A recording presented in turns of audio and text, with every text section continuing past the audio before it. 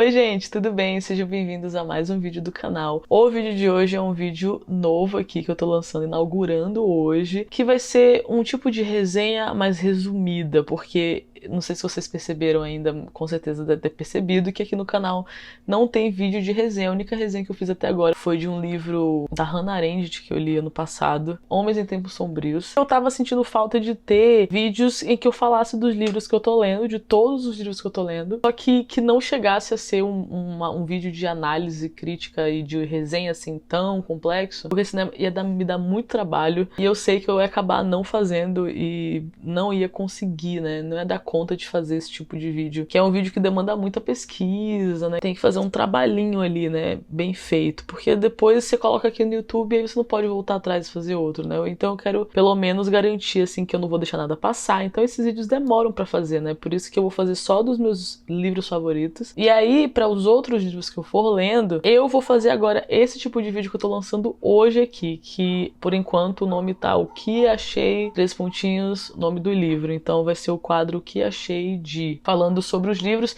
que é um post que eu já faço no Instagram. Se você me segue no Instagram lá, @RiziLivros, lá no Instagram eu sempre faço, desde que eu comecei inclusive a criar conteúdo, que eu comecei a criar conteúdo no Instagram, né, de livro, de literatura, e desde que eu comecei, esse foi o meu post básico, assim, base. Porque querendo ou não, nessa produção de conteúdo literário, as resenhas são a base, né? Só que uma resenha analítica, crítica, é muito complexa, como eu já falei, e demanda muita pesquisa e tempo. Então, eu peguei essa ideia do post que eu já faço no Instagram, um post assim que é um tipo de resenha, mas não é uma resenha muito profunda, mas um comentário, né?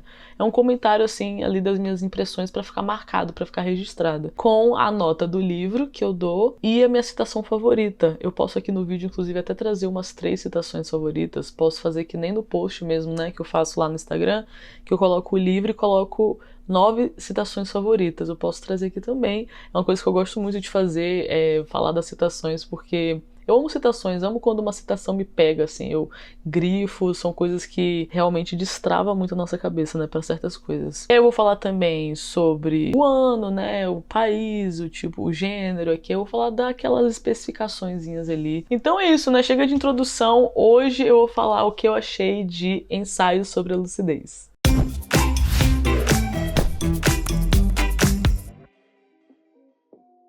Bem, esse foi o meu 12º livro do ano que eu li até agora. É um livro publicado em 2004. Achei interessante isso, né? Ensaio sobre a Cegueira, que é o volume 1, né, dessa saga aqui, que só depois de muito tempo lendo esse livro que eu fui entender que é uma continuação, porque eu tava até, sei lá, a página 180, sem fazer ideia se tinha alguma coisa a ver esses dois livros, mas pô, se tem o mesmo nome praticamente e um é o oposto do outro, uma é cegueira e outra é lucidez, não é possível, né, que não tinha nada a ver. Mas tem a ver. E digo mais, eu recomendo que você leia Ensaio sobre a Cegueira antes de ler esse aqui, senão esse aqui não vai ter metade do significado dele, metade da grandiosidade dele, assim, da profundidade não vai ter. Não vai conseguir compreender por que esse aqui teve o peso que ele teve, sabe? Muito do peso que ele tem é por causa do background desse livro aqui, porque eu acho que esse livro aqui aconteceu muito mais coisa nesse livro aqui, sabe? E é engraçado, ele cita isso aqui nesse livro, ele quebra a quarta parede uma hora e fala com o leitor e ele comenta sobre o fato de que esse livro aqui tem poucas coisas acontecendo, que é mais diálogos e pessoas conversando em lugares assim, é um livro minimalista, digamos assim. E eu achei interessante isso também, porque esse aqui é bem maximalista. E esse é sobre cegueira. E esse aqui é bem minimalista e é sobre lucidez. Sabe, quando você lê os dois, eles se complementam muito e os paralelos ficam muito mais... ficam completos, né? Ficam completos. Eu acho que se você não ler Ensaio sobre a Cegueira antes, vai ficar incompleto sua compreensão desse aqui. Então não recomendo, se você não leu esse, de ler esse aqui, não recomendo. Sim, você vai ter que passar pelo pesadelo que é ler esse livro aqui. Cara, não é que é um pesadelo também, é um livro muito difícil, porque além da linguagem do Saramago já ser meio, né, pesadinha, assim, e eu digo pesadinha, não é que ela é muito difícil de entender, não é. Não exatamente. A linguagem é diferente, sim. E a estrutura da narrativa também, em comparação a outros livros, é diferente também, porque não tem aqueles tracinhos dos diálogos. Os diálogos são tudo aqui, ó. Olha pra isso aqui. Não tem tracinho. Os diálogos estão aqui dentro, mas não tem tracinho. Não é simples de você bater o olho e ver, então você precisa prestar muita atenção e se concentrar muito. E ele, pra quem é brasileiro, ele é português de Portugal, então ele escreve no português de Portugal. Não é tão diferente do brasileiro, mas só que tem algumas coisas que são, e tem algumas expressões, assim, umas palavras também que você fica meio... O que ele realmente quis dizer aqui mesmo? Aí você tem que dar uma pesquisada. Mas a maioria do livro dá pra entender pelo contexto de forma intuitiva. Só que tem essas questõezinhas, sabe? Que já deixa a leitura com mais obstáculos. Então eu não recomendo pra leitores iniciantes, não recomendo a leitura do José Saramago. Apesar que eu era uma leitora iniciante quando eu li esse livro aqui, e eu consegui ler. E eu sinto que eu ter lido esse livro aqui no início foi uma coisa que contribuiu muito para a elasticidade do meu cérebro. Sabe? A neuroplasticidade aí que tanto se falam. Eu senti o meu cérebro mudando depois de ler isso aqui, sabe? Foi que nem o livro do Desassossego, do Fernando Pessoa, que são livros que você faz um esforço muito grande, mas depois você sente que você mudou, assim, você é outra pessoa. Tanto que ele foi muito marcante pra mim. Mas é marcante também por causa da história, porque é uma baita de uma história, cara, muito pesado. É muito nu e cru, pesa a mão, assim, no lado mais violento e obscuro do ser humano mesmo. Então, esse aqui é um pouco mais leve, assim, nesse sentido, porque ele fica mais no campo das ideias. Porém, o final tava indo muito bem aqui. Eu tava aqui ali, ó. Não, daqui a pouco esse homem... Ai, Jesus, esse homem aqui... Sabe qual que é a vibe do José Saramago? A vibe dele é de um jornalista ultra realista existencialista. É uma escrita bem jornalística, esse aqui eu achei. Até mais do que esse. E nesse aqui ele dá um enfoque bem grande no jornalismo, na comunicação, sabe? É interessante, cara. Por isso que eu acho que você tem que ler os dois pra que esse aqui ganhe um significado maior. Chorei no final desse aqui, mas vamos voltar pros créditos aqui dele. Deixa eu terminar de ler os créditos. Então, ele é o 12º livro que eu li esse ano. A minha meta esse ano, inclusive, é 45 livros. Não vou conseguir alcançar essa meta, provavelmente, muito provavelmente, porque estamos em junho, né? Hoje é 3 de junho e eu tô na minha leitura número 14. E eu coloquei a meta de 45, sendo que a gente tá na metade do mês, eu teria que estar no livro 22, 23 agora, pra eu ter certeza que não, vai dar tempo, vou conseguir provavelmente ler aí o mesmo tanto ou mais no segundo semestre. Mas ainda existe esperança, né? Com esses primeiros meses, eu percebi que talvez eu tenha feito umas escolhas um pouco ruins na escolha de livros e colocado livro de leitura, assim, arrastada juntos e ter escolhido livros bem, assim, pesados, digamos.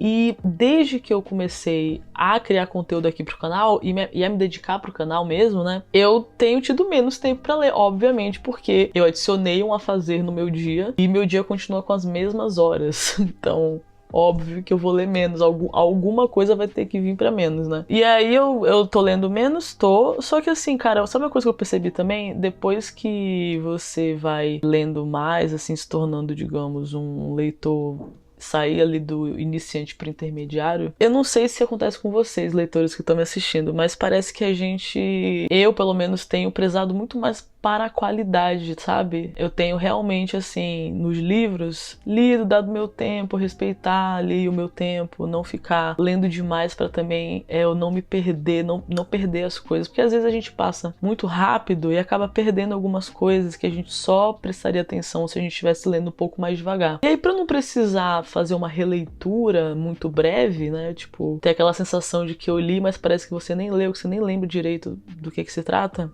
eu prefiro ler mais devagar. Eu tenho preferido ler mais devagar e apreciar mais devagar ali, tipo, lendo e digerindo e pensando sobre, sabe? Lendo pouco cada dia. Mas assim, ao mesmo tempo eu também quero atingir a meta que eu estipulei, mesmo que não seja a meta, né, 45, mas pelo menos perto desse número, que nem foi ano passado também. Eu acho que eu tinha colocado ano passado quanto, meu Deus, não lembro. Eu li o quê? Ano passado, 35. Li 35 ano passado. Eu acho que eu tinha colocado uma meta bem alta, inclusive, eu não lembro agora. Mas aí coloquei esse ano 45, só que, pra ser bem realista, provavelmente... eu leia 30 livros aí no máximo, 35 também, pode ser que eu leia o mesmo tanto do ano passado, não sei. Mas enfim, esse livro de 2004, Ensaio sobre a Cegueira, é de 95. Então ele lançou esse aqui em 95, o primeiro, fez um maior sucesso, né, virou até filme aqui, com atores brasileiros. E aí lançou esse aqui em 2004, quase 10 anos depois, né? 9 anos depois. Então, é um livro contemporâneo, né? Super contemporâneo, pô, do século XXI. E ele é um livro super com vibe, cara de clássico. Então, foi interessante isso, ler um livro que ele é tão novo. Foi que nem ler Contato, do Carl Sagan, que também é um livro dos anos 2000, se eu não me engano, 2001, 2000 e pouco ali. E aí ele também lançou esse aqui em 2004. E meio que com uma narrativa até parecida com Contato, viu? É que é o tema do século, né? É um tema que já tava vindo do final do século XIX. Aí na virada do século aconteceu as guerras, intensificou esse tema, que é o tema da saúde mental, digamos assim, do equilíbrio, da questão dos paradoxos, de entender que uma coisa também é outra coisa, essas coisas precisam viver em harmonia, essa questão toda, né? É um livro de ficção, se enquadra aí no gênero de romance, né? Prosa. Eu falo romance se você é uma pessoa que tá vendo esse canal e você não tá muito por dentro aí do mundo da literatura, do universo da leitura. Quando a gente fala romance, a gente tá se referindo à estrutura narrativa, à estrutura da prosa, né? Que é um livro que ele tem uma história sendo contada ali, algum narrador com diálogos e personagens. É uma estrutura que chama de romance, né? Não é porque é uma história romântica. Não tem nada a ver com isso, né? Muitas vezes vários romances não são nem um pouco românticos. Mas é basicamente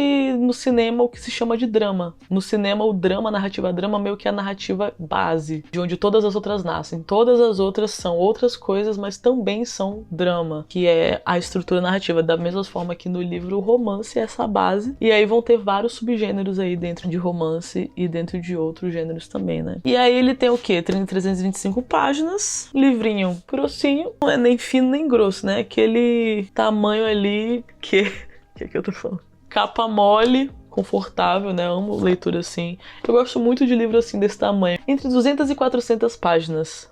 Geralmente é dessa grossura aqui. Eu acho livros muito confortáveis pra ler, ainda mais se for de capa mole. E é um livro que, apesar de parecer que tem poucas páginas, é um livro que você fica um bom tempinho aqui. E ainda mais sendo do José Saramago, que é um autor que tem uma escrita que exige de você uma concentração maior e vai exigir mais tempo. Então assim, eu não recomendo se você for um leitor iniciante, mas se você tiver coragem e se você tiver uma boa estratégia de leitura para criar o hábito ali, se você confiar que você vai ter a disciplina suficiente, vai ter uma boa estratégia para te manter lendo, mesmo quando vier o desânimo, aí vai com tudo, porque foi isso que aconteceu comigo. Eu tive a sorte, né, de ver esse desafio no TikTok de 75 dias em que uma das metas era ler 10 páginas por dia. Isso entrou na minha cabeça, eu achei que fez muito sentido 10 páginas por dia, eu achei que eu ia conseguir fazer isso. Comecei a fazer isso, eu tinha outras metas dentro desse desafio, uma delas era fazer exercício físico todos os dias, uns 45 minutos, e era mais difícil. Então, entre qualquer outras dessas e ler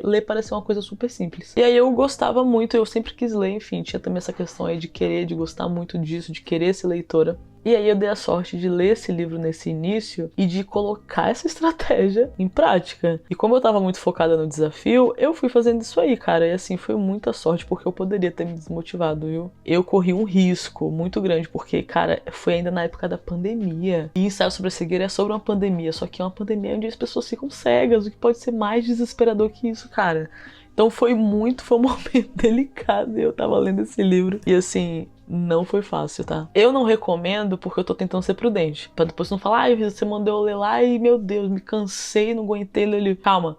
Presta atenção, olha pra você mesmo e pra sua realidade e vê se você consegue, mas tenta ser realista, de verdade, por favor. Porque senão não adianta, você vai se prejudicar de propósito. Classificação, pra esse aqui eu coloquei mais 14 anos, mas esse aqui é mais 18 anos, pelo amor de Deus. Editora Companhia das Letras. Cara, o Saramago, ele tem um negócio assim que a escrita dele é uma experiência por si só. Então, independente da história, se eu vou gostar da história ou não, eu vou gostar de ler o livro porque é ele, a escrita dele, a linguagem dele, é a forma que ele vê o mundo e as coisas que ele acredita e que ele pensa, né? Enfim. E tudo isso é muito interessante, eu gosto, eu me identifico como pessoa, com ele, no nível pessoal. Então, por isso também eu gosto, né? Então, pode ser que você não goste, tudo bem.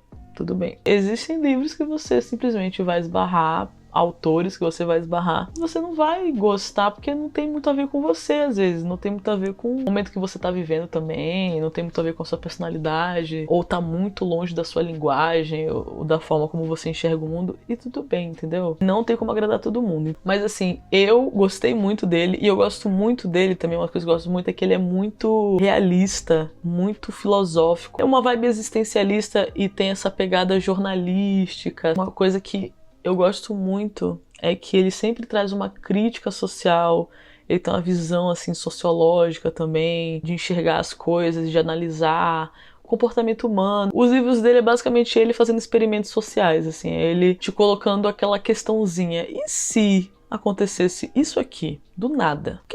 Como é que ia ser? Como é que isso ia se desenrolar? Como é que a sociedade ia lidar com isso? Como é que a natureza, como é que o ser humano, como é que nossos impulsos de sobrevivência iam lidar com isso? É basicamente ele fazendo essa pergunta, trazendo uma situação que você nunca conseguiria imaginar. Uma coisa muito inusitada ou muito aleatória. Só que essa coisa aleatória é sempre uma metáfora para alguma análise, alguma crítica social que ele tá fazendo ali, né? Os livros dele, pelo menos os que eu li até agora, que foi Ensaio sobre a Cegueira, As Intermitências da Morte e agora esse aqui, são sempre nas pegadas. Ele era jornalista, né? Então é muito essa vibe, assim, de usar uma situação distópica pra te trazer pra uma reflexão inusitada que você provavelmente não ia fazer dessa forma, mas falando sobre coisas que talvez você já tivesse pensado, ou já meio que soubesse, mas não tinha visto por essa ótica. E aí ele vai tecendo a sua crítica e fazendo a sua análise, sua reflexão. Mas além disso, as histórias que ele cria são muito interessantes, cara, são muito... tem um mix de algo muito surreal com algo extremamente real. E eu amo essa dualidade. Eu amo quando os autores misturam surrealismo com realismo. Surrealismo com uma crítica social muito realista. É muito satisfatório quando é bem feito. E ele faz isso de uma forma, assim, impecável. Porque,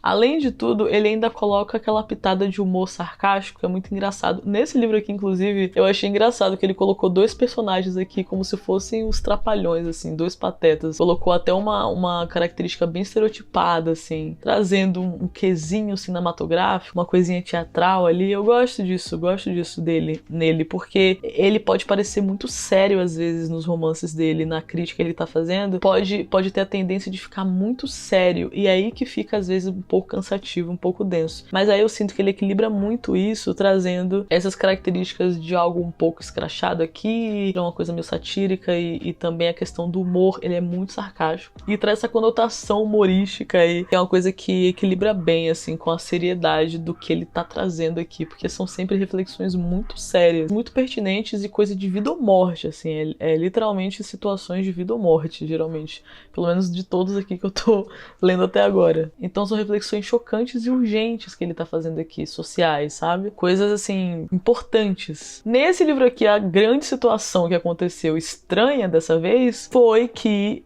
do nada, num belo dia, numa eleição lá, 80% da população da capital votou em branco. E isso, do nada, desencadeou um caos absurdo. Só que é muito curioso porque a grande questão é que os líderes do governo não conseguem entender de onde isso veio e por que ninguém fala sobre isso.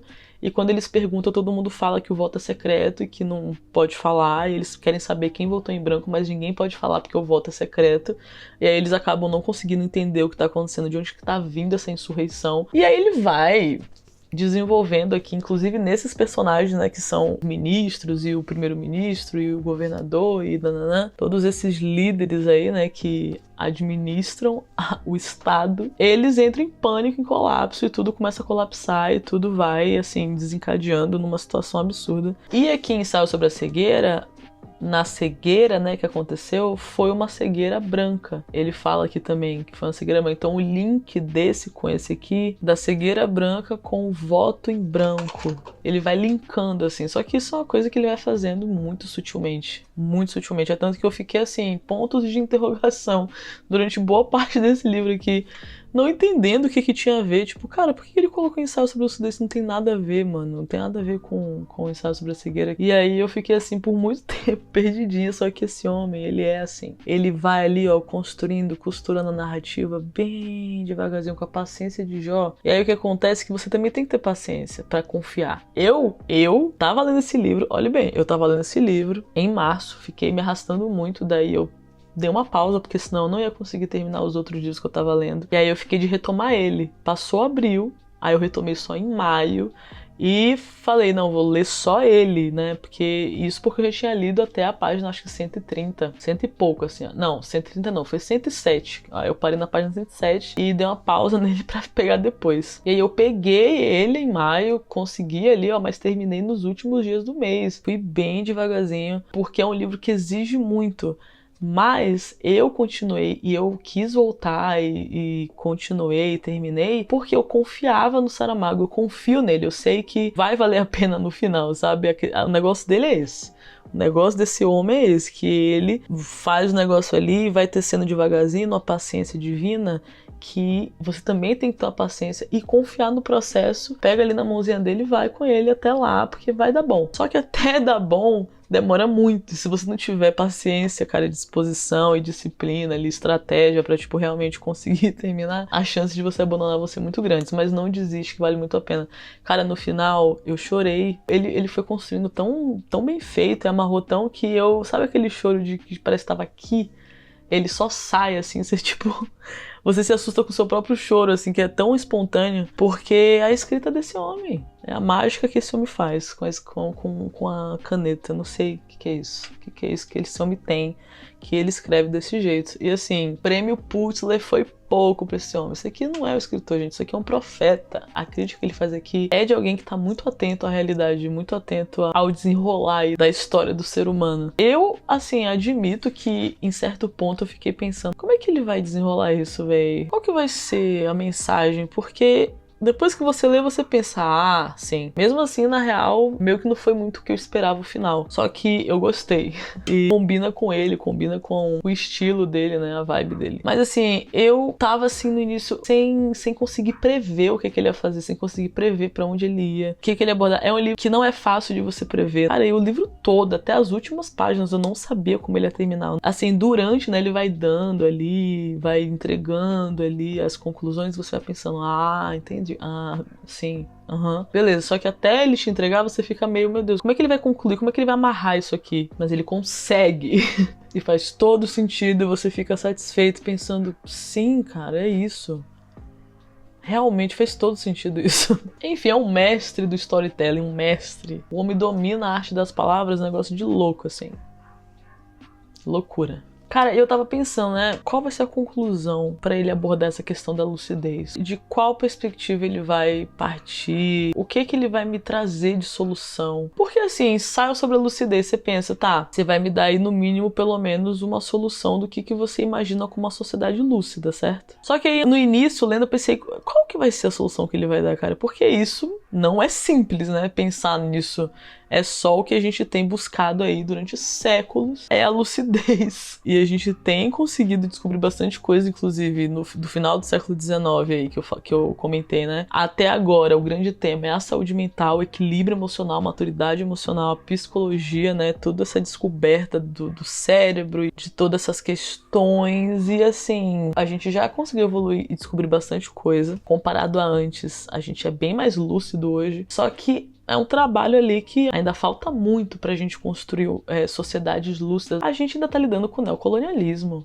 Você tá me entendendo? O continente africano tá sendo colonizado ainda, destruído, explorado por vários países europeus. Ainda tá rolando muita coisa. A gente ainda não superou, né, a escravidão, o colonialismo. Foi o que aconteceu aí, os problemas que desencadearam na Primeira e Segunda Guerra. E a gente ainda tá lidando com isso, a gente ainda não superou isso. Muita coisa ainda, né, que a gente precisa superar e desenvolver e ganhar lucidez como seres humanos. Estamos aí num caminho longo que vai demorar ainda bastante coisa, mas a gente tá evoluindo nesse sentido, né? Comparado anteriormente, em bastante coisa a gente já conseguiu adquirir lucidez. Mas é um trabalho que nunca vai acabar, né? Não é uma coisa assim que a gente vai desenvolver, que a gente vai chegar um momento. Não, é uma coisa que a gente sempre tem que trabalhar nisso.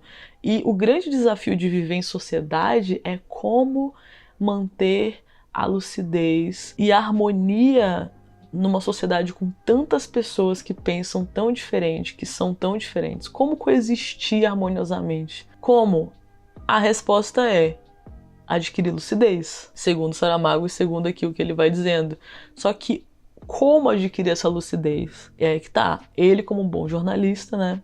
Claro que vai ser através da comunicação. Porque, no final das contas, nas nossas relações interpessoais, é o diálogo também que faz com que a gente consiga manter esse trabalho de se manter lúcido e de se adaptar e de procurar a lucidez, né, em todas as nossas relações. A consciência, né, a lucidez é essa consciência, a autoconsciência. Só que no mundo que a gente vive, né, capitalista e mundo burguês, da burguesia que domina, manter a lucidez é difícil porque existem forças que tentam propositalmente, né, controlar e limitar o nosso acesso à informação, à verdade, né, à luz, à lucidez. A disputa pela narrativa da realidade é o que a gente está vivendo hoje com as redes sociais, com as questões dos algoritmos, a questão do tecnofeudalismo, né, as big techs aí que são os novos senhores feudais, os novos impérios virtuais, em que, cara, poucas pessoas têm na mão as redes sociais que literalmente todo mundo do mundo inteiro usa, os dados de todo mundo. Então a gente está vivendo uma era, a gente tem muita informação disponível, só que ao mesmo tempo a gente tem muita informação enviesada e a gente tem um algoritmo que ele polariza as pessoas. A forma dele funcionar é polarizando, é mantendo você dentro de um nicho, dentro de uma tribo que você já gosta, que você já se identifica, que você já conhece. Porque o objetivo do algoritmo é fazer com que você permaneça naquela plataforma, naquela rede social o máximo de tempo possível. E para isso eles vão te mostrar apenas o que você quer ver. E é assim que funciona. Então a gente está num momento, em relação à comunicação, que já é ruim porque a burguesia domina os meios de comunicação principais, né? Já é ruim por causa disso. Para ter um meio de comunicação popular, democrático, que realmente está comprometido ali com a realidade, debater a realidade, né, sem limitar às vezes algumas coisas porque não faz parte do que aquela instituição acredita. Então tem essa dificuldade, mas também tem a dificuldade do algoritmo, que ele mantém a gente limitados em relação ao que vai receber, o que a gente vai receber de informação na internet. E também tem toda a questão das big techs, né, que elas dominam e que não tem uma regulamentação da internet, então não tem uma organização para também evitar fake news, para evitar que pessoas falem o que elas querem e mintam, né, descaradamente. Então, assim, uma confusão. Uma confusão. E aí aqui nesse livro o Saramago vai trazer vários aspectos aqui do que ele acredita ser lucidez, do que a sociedade precisa para adquirir lucidez. E também ele vai abordar essa questão do trauma geracional, do trauma que a gente passa como sociedade juntos, né? E de como que isso pode afetar muita gente, tanto positivamente quanto negativamente. E o quanto que a mudança também, né, tá muito atrelada, às vezes, a uma situação marcante, né? Que geralmente é um trauma, que faz a gente acordar e para certas coisas que a gente não percebia antes, né? Como foi a pandemia, cara. Isso que é impressionante, que esse homem, ele é um profeta, por isso que eu falei. Esse homem é um profeta. Como é que aqui nesse livro, Ensaio sobre a Cegueira, ele prevê uma pandemia e prevê aqui nesse livro o que é que passar por esse trauma como sociedade pode acabar desencadeando. E fazendo uma aposta aqui, né? Um palpite. Simplesmente fantástico. Muito feliz por ter lido esses dois livros nessa época, né, da pandemia. E agora ler esse livro na época que a gente passou pela pandemia, mas estamos todos traumatizados como sociedade, né? Tentando aí se recuperar desse trauma. Que inclusive, cara, dentro desse universo aqui, a pandemia aqui da cegueira aconteceu 4 anos depois, aconteceu a situação desse livro. A gente não passou 4 anos ainda desde a pandemia. Será que esse homem é um profeta mesmo, cara? Peraí. Passou exatamente 4 anos, com esse ano é o 4º ano, né? Porque foi em 2020. Caraca, será que vem aí uma revolução, gente? Será que esse livro aqui é uma profecia final? Não, eu não duvido, porque o que esse homem aqui é inteligente é brincadeira. Então é isso, a minha nota para esse livro é 5 estrelas. 5 estrelas. Não vai ser um 5 estrelas plus, um favorito, não é um favorito. Assim como Ensaio sobre a Cegueira não foi, não chegou a ser um favorito. Na real, eu nem sei se eu dei 5 estrelas para esse livro, porque eu acho que foi muito traumatizante.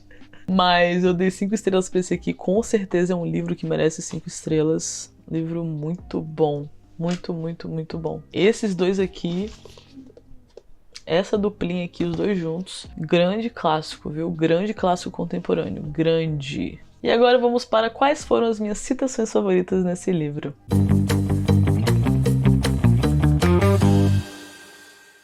Minha citação favorita foi essa aqui, olha isso. Essas palavras que provavelmente, tal como se apresentam, ninguém as haveria dito antes, essas palavras tiveram a sorte de não se perderem umas das outras.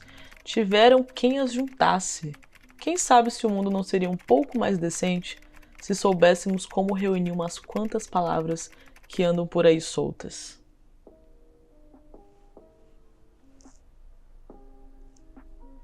O homem fez uma sentença aqui, uma citação, um trecho, sobre o fato de saber juntar bem as palavras, que me fez grifar justamente porque ele juntou bem as palavras. Cara, é absurdo, gente, não tem como. Porque o jornalismo é sobre isso. Uma boa comunicação é uma comunicação que fala com o outro, que consegue atingir o outro, que consegue fazer o outro pensar, ser afetado, né, pelas suas palavras. E a lucidez, essa consciência, ela acontece por causa de uma comunicação clara, de palavras que fizeram sentido.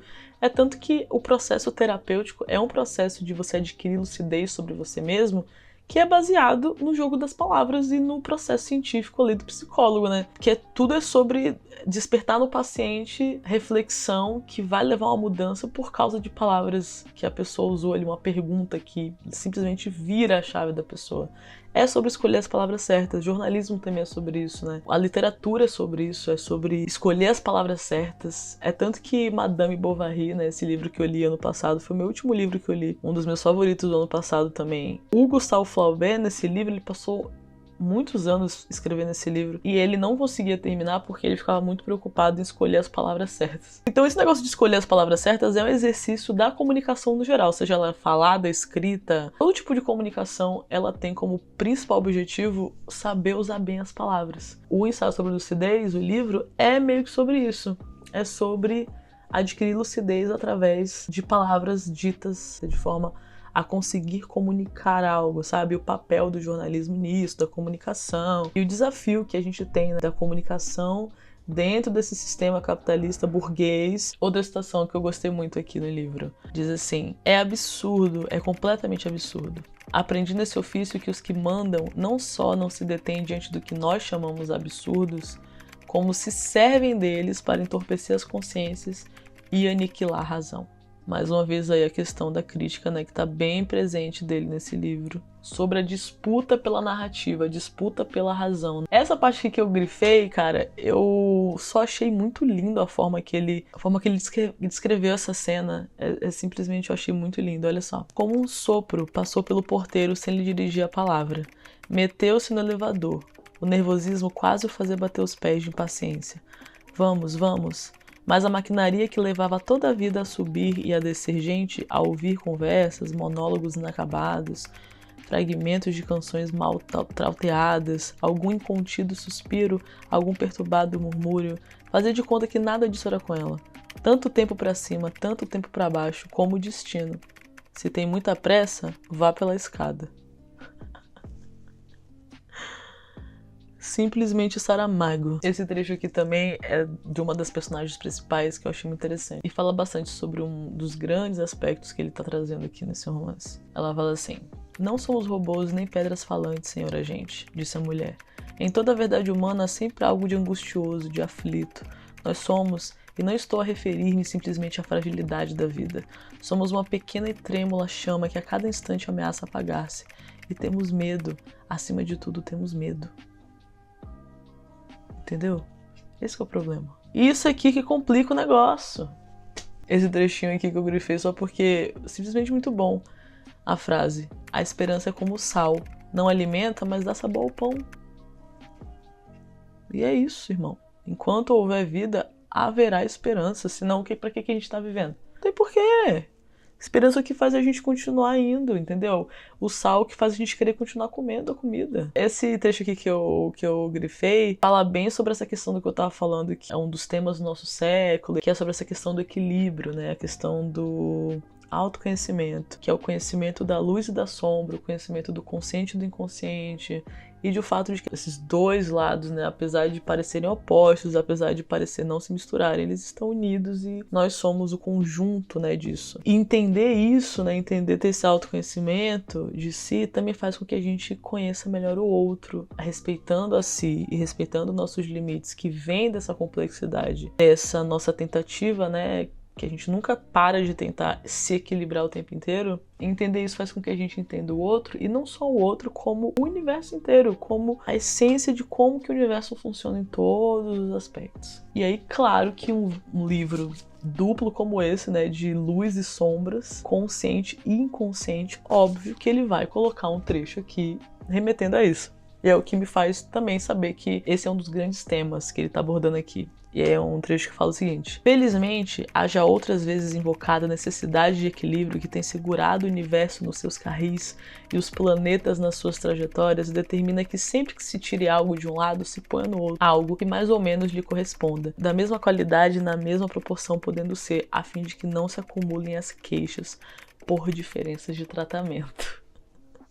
Tá ligado? Olha o que ele tá fazendo aqui, cara. Ele tá relacionando a necessidade de equilíbrio do universo com a necessidade de que a gente se equilibre como sociedade, no sentido de aprender a lidar com as diferenças uns dos outros. Assim como a gente aprende a lidar com os nossos dois lados, com as nossas grandes diferenças que existem dentro da gente, a gente também, nos aceitando, né, e entendendo como lidar conosco nesse sentido dentro da gente, se autoconhecendo, a gente também passa a entender o outro e entender isso numa larga escala, que é na sociedade envolvendo todas as pessoas, porque nós somos individuais, mas também somos coletivos, e para que a gente seja coletivo, a gente precisa conseguir conviver e coexistir nas diferenças. E para coexistir nas diferenças, a gente precisa entender essa questão do equilíbrio e da cooperação. Não é a competição, e sim a cooperação, que é a grande essência de tudo, do universo, de nós mesmos, da nossa relação com o outro. Então é isso, pessoal. Esse foi o vídeo de hoje, inaugurando aí o que achei de Ensaio sobre a Lucidez, primeiro vídeo desse tipo de muitos. Vou começar a postar de todos os livros que eu leio, inclusive o próximo vai ser de Escravidão, volume 1, que tô aqui, ó, faltando um pouquinho pra terminar. Falta pouco menos de 100 páginas e vai ser o próximo livro aí, o próximo vídeo desse que eu vou fazer. Vai ser sobre a próxima leitura que eu vou concluir em breve. Então é isso, gente. Obrigado por estar por aqui. Esse foi o que eu achei de Ensaio sobre a Lucidez. Fica por aqui que tá vindo mais vídeo por aí, tá vindo novidade por aí. Tô pensando em várias coisinhas, planejando várias coisinhas novas. Tô bem empolgada, inclusive. Inclusive, talvez semana que vem já tenha uma novidade aí aqui no canal. Talvez, não vou também ficar prometendo, porque vai que eu não consiga terminar a tempo. Mas enfim, só pra você saber que tá vindo coisa por aí. Então fica ligadinho, se inscreve no canal, curte esse vídeo se você gostou desse vídeo, compartilha com alguém que você sabe que pode gostar desse tipo de conteúdo. É muito bom pra mim. Se você quiser compartilhar, vai ser incrível pro algoritmo entender que esse vídeo é importante e entregar pra mais pessoas. Então é isso, gente. Obrigado por estar por aqui, obrigado pelo seu engajamento, pela sua presença. Beijo grande pra vocês e até o próximo vídeo.